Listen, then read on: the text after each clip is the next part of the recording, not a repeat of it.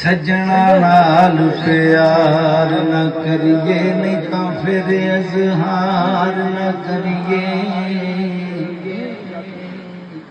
सजन लख गुनाह होवे ओदे ऐब शुमार न करिए ते सजन पावे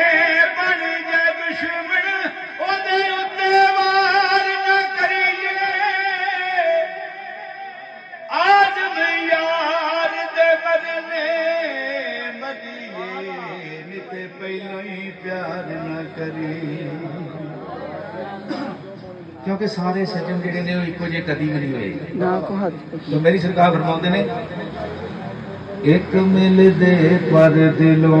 ना मिलदे पैन तुम मलावण सीने